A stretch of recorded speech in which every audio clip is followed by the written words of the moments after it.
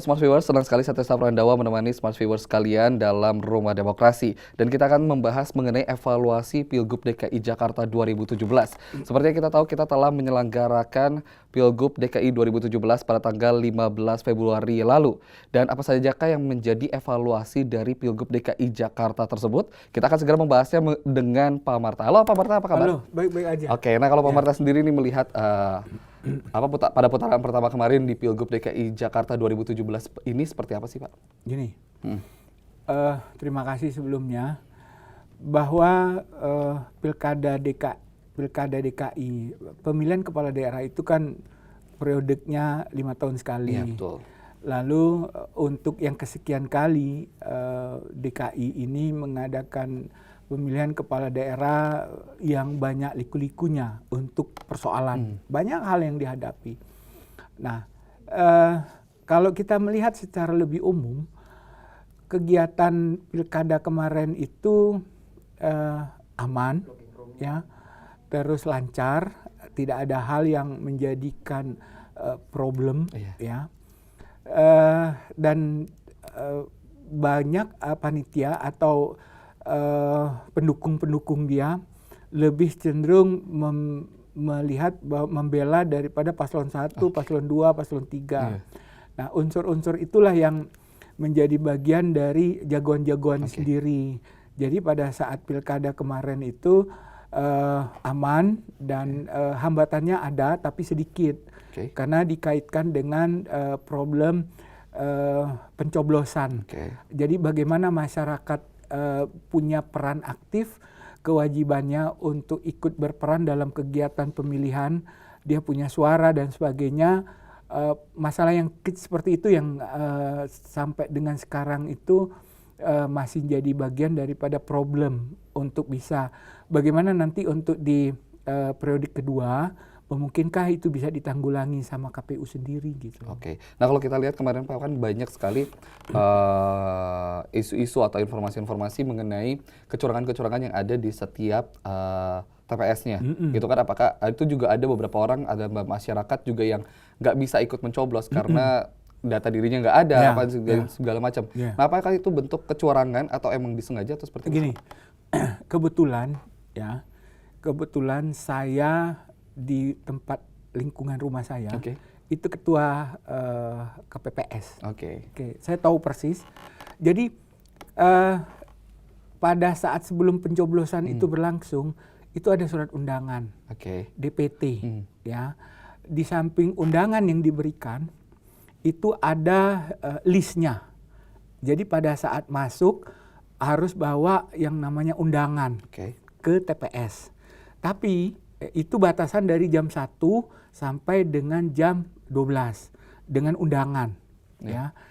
Lalu apabila di dalam daftar data di data itu namanya ndak ada, ya, itu dia boleh mendaftar. Itu ada list tersendiri, list tersendiri untuk diisi. Dan harus menyertai yang namanya KTP sama kartu keluarga, ya, fotokopi sebagai bagian daripada kelengkapan.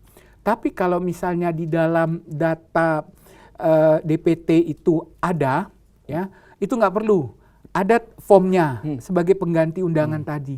Nah, jadi masalah kecil-kecil kayak gitu di DKI merasa dia terpanggil untuk memberikan suara, tapi menjadi hambatan.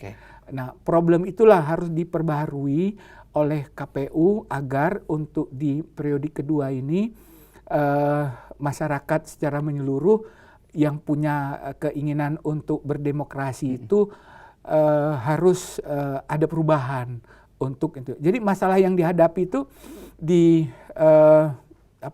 sesi pertama kemarin itu nggak ada yang benar-benar bisa kita ragukan lah, hal-hal yang biasa saja itu. Tapi Pak kalau kita melihat Pak dari pemilihan-pemilihan sebelumnya, Pilpres, termasuk Pilgub ini juga gitu kan, selalu aja ada isu tentang kecurangan-kecurangan yang dilakukan di berbagai atau di setiap TPS. Nah itu apakah memang ada unsur kesengajaan dari beberapa pasangan calon atau emang ada sedikit menurun dari kualitas dari Bawaslu-nya sendiri atau KPU-nya sendiri, Pak? eh, ada KPU, Komisi Pemilihan Umum, ada Bawaslu, ada Bawaslu bagi pengawas, terus ada panitia PPS-nya di tingkat yang paling bawah. Terus ada partner kerja dari kepolisian. Kalau yang namanya pelanggaran itu biasanya kan paslon-paslon itu biasanya dia memberikan satu iming-iming janji.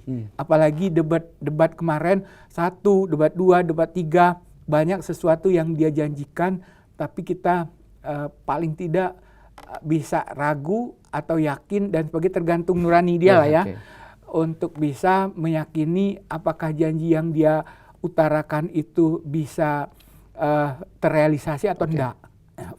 Faktanya dengan jumlah suara-suara yang kita dapatkan, hasil yang kemarin itu paslon 1 kita udah ketahuan dengan janji dan sebagainya. Tapi biasanya yang namanya serangan fajar tuh masih tetap ada. Serangan fajar masih tetap ada untuk bisa memberikan pengaruh agar pada saat jam 7 dia kasih pagi-pagi jam 7 ikut pemilu, terus dia lihat sebetulnya setiap manusia itu memahami ketimbang aku dikasih sesuatu ambil uangnya, tapi nanti pencoblosannya nggak tahu apakah dia yang ngasih duitnya dicoblos apa enggak. Kan biasanya kritisnya manusia berpikir itu kan seperti itu. Nah itu pun ada kelihatannya di dalam pilkada ini. Gitu loh. Berarti intinya menurut Bapak sendiri KPU dan juga Bawaslu sudah bekerja dengan sangat baik? Sudah bekerja dengan cukup baik. Oke, kalau bila seperti itu, lalu apa yang menjadi evaluasi buat mereka Pak dengan adanya isu-isu atau informasi-informasi tentang kecurangan-kecurangan yang ada? Pertama, kalau di KPU sudah bekerja, contoh misalnya ada debat 1, debat 2, debat 3, itu kan panitia intinya KPU. Ya. Lalu untuk kegiatan yang lain, pelanggaran-pelanggaran itu ada sesuatu hal masa kampanye, kadang-kadang sudah lewat batas, kampanye sudah selesai, tapi yang namanya panitia tim suksesnya itu tidak mencopot tanda gambar segala macam. Nah itu kecurangan itu. Lalu pada saat pelaksanaan pemilihan umum itu kedekatan terhadap masyarakat itu lebih intens dalam berkomunikasi agar dia berharap suara-suara yang dia dapat itu bisa cenderung beralih kepada paslon-paslon yang dia dukung. Nah kejadian-kejadian di DKI itu yang saya lihat sih sepertinya memang banyak ya. Ada yang ketahuan dan ada yang nggak ketahuan. Ada yang di blow up oleh media di televisi, ada yang tidak termonitor sehingga aman-aman aja. Karena kita lihat nanti hasilnya di sesi kedua, apakah nanti ada gugatan dan sebagainya, itu menjadi puncak problemnya. Berarti intinya hasil dari pilkada putaran pertama kemarin menurut Bapak baik atau tidak? Baik. Nanti kita akan segera berbincang-bincang lagi. Smart Viewers tetap di Rumah Demokrasi.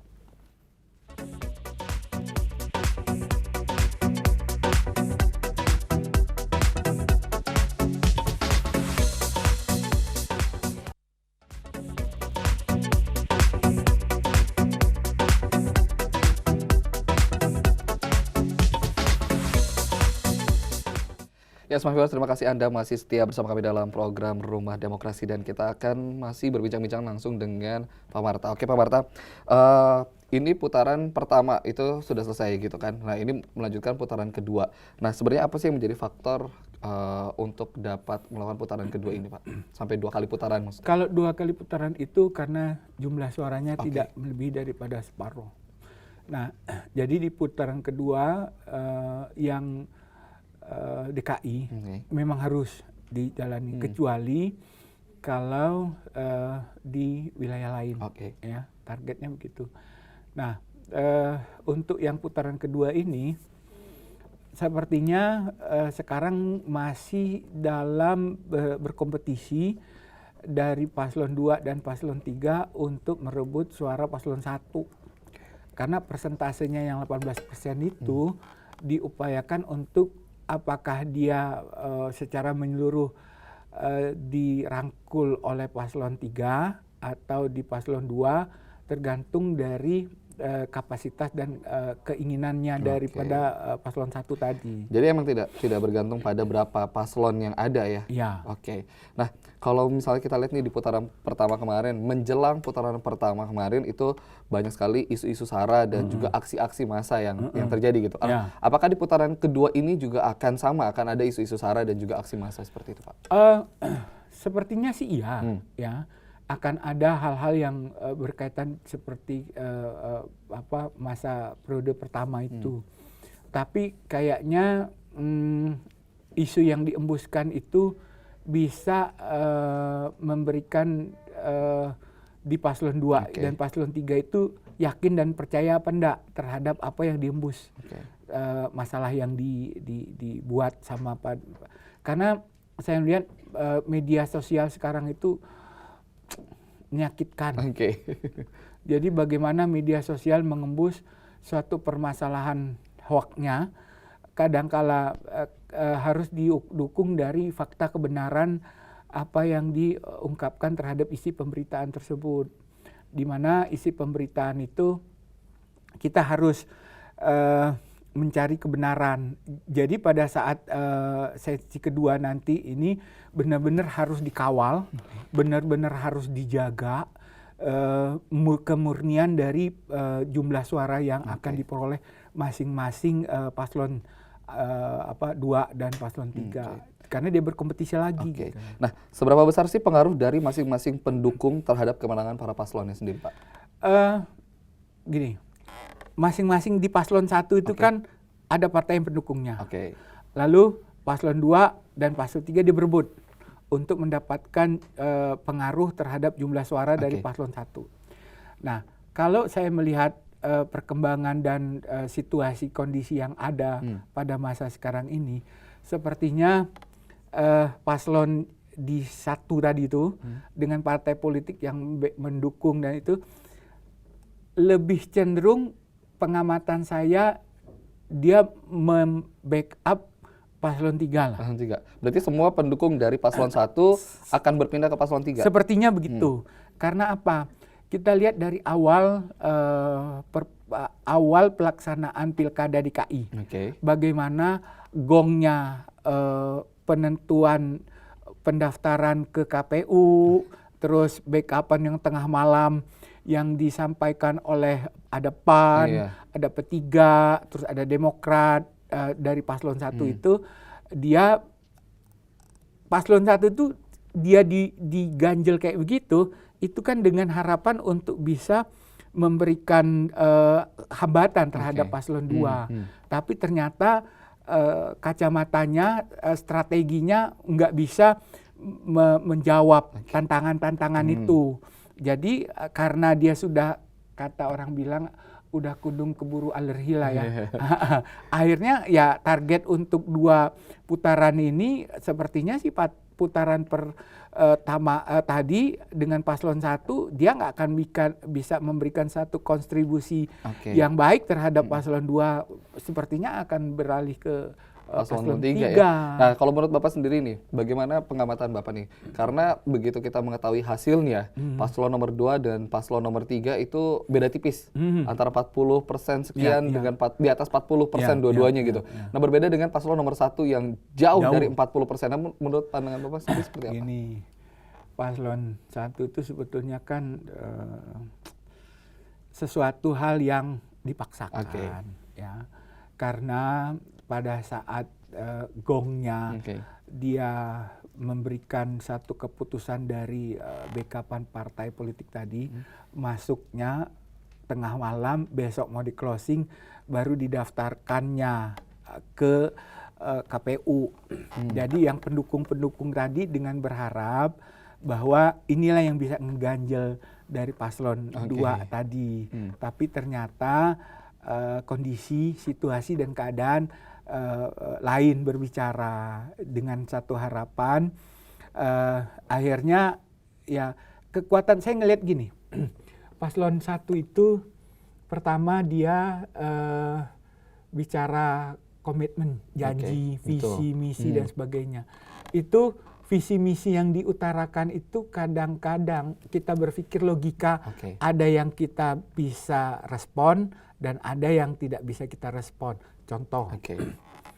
menjanjikan kepada RT RW 1 miliar. Oke.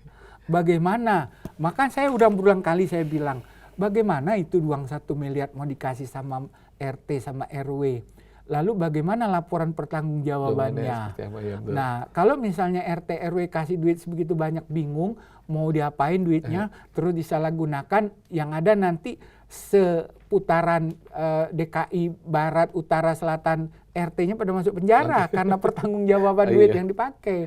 Nah, ternyata kajian saya benar dari artinya evaluasi yang menjadi target program itu nggak direspon daripada masyarakat, apalagi yang punya pengalaman wakilnya kan sudah cukup lama tuh di pemerintahan, tapi pemerintahan sepertinya pengalamannya tidak menjadi ukuran untuk bisa dia berteori di balik di meja, tapi teorinya dia akan melaksanakan mengeksekusi itu sendiri nggak akan mungkin bisa terwujud. Tapi masyarakat tetap melihat visi misi dari masing-masing paslon ya? Iya dong, itu kan ukurannya. Itu ukurannya? Iya. Atau apakah melihat dari tokoh yang berada di balik dari paslonnya ini? Paslon 1, paslon 2, paslon 3 memiliki tokoh yang cukup besar di Indonesia ini gitu.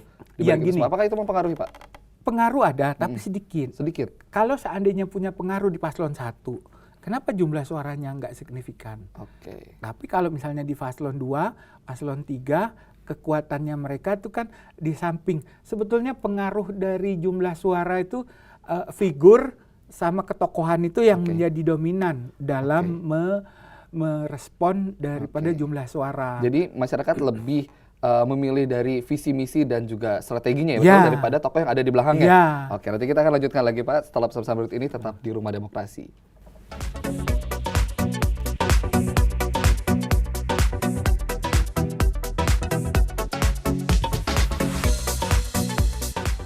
Ya, Smart Viewers, terima kasih Anda masih setia bersama kami dalam program Rumah Demokrasi bersama saya Trista Prandawa dan juga Pak Marta. Oke Pak Marta, kita lanjutkan lagi ya Pak ya.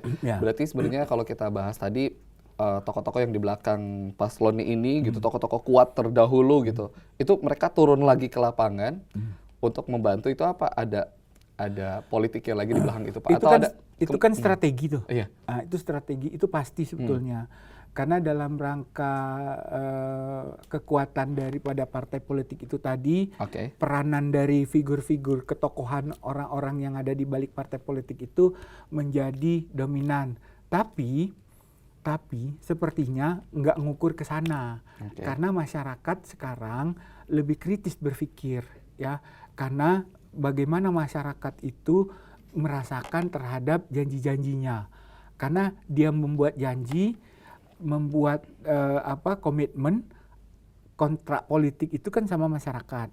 Dan bagaimana rakyat akan bisa memenuhi janji dia.